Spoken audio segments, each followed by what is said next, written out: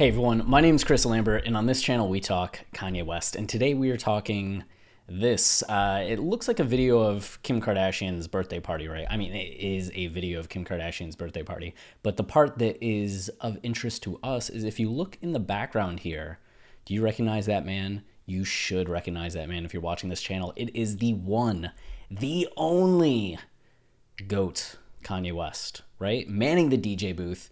And there's similar visuals if you go back to 2016. Kanye was previewing Closest Thing to Einstein, right? That's what it was called. I think This Generation's Einstein. Nah, something. But it was St. Pablo, right? He was previewing St. Pablo, playing it at the club. And we've seen Kanye up in the DJ booth a few times over the years. But here he is for Kim's birthday, and I can't play the music for copyright reasons, right? And it's hard to hear anyway, but I can say this. You can see Kanye like vibing in the background. It sounds great. And it's clearly like Kanye on the vocals. So I'm pretty sure that this is new Kanye music that he's playing for everybody there because they are lucky, they are blessed. But this also relates to something. I got to interview the world famous Tony Williams. God, it's over a year ago at this point. He came to my place in Austin, which was awesome. And we spent like 4 or 5 hours together just listening to some of the music he was making, watching some of his videos, talking. Got to do an interview for him for Forbes, but also for the podcast, right? Which you can catch that episode on the channel.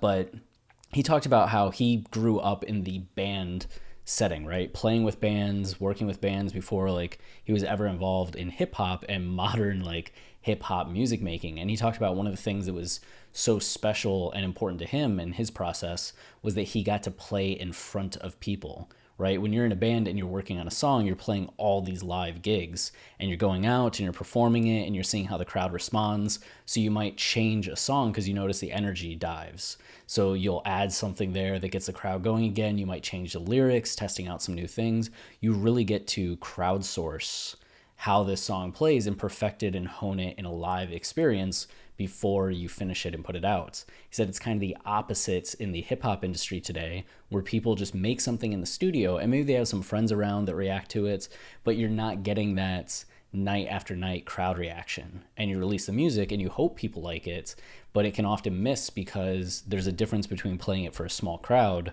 or a small group of like your close friends and peers versus an audience, right? And that there's an art to that and something to be had from that. And how do you do that in this modern music setting, right?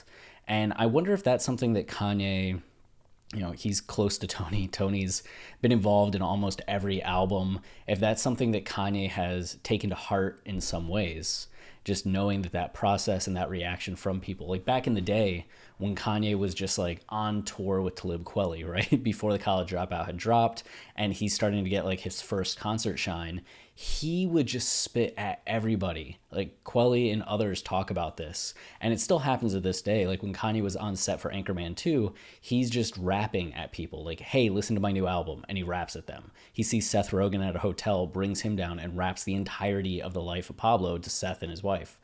Uh, but even then, he's like rapping at waitresses at restaurants. He's rapping at the bus driver for the tour bus. He's rapping at like stagehands behind stage. Just anybody that's available, he's rapping and asking them what they think about the verse, the song, the album, right? And so Kanye being at Kim's party and just playing the album, maybe seeing how people are responding, I think he's testing the waters, right? Which means, I mean, you'd like to think that the album's done and this is just him playing it for everybody, but I do think it's part of that process.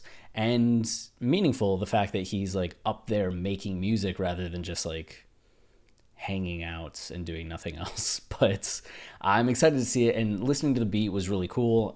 Boo did say, and maybe I should do a video on this, that the album is still coming sometime this year. That was a recent thing. So, and then there's that surprise drop in 6 minutes, which will probably be out by the time that I post this. You hope that it's going to be a Kanye album, but it's not. You just no, it's not. But this is exciting. I think that this is a positive development.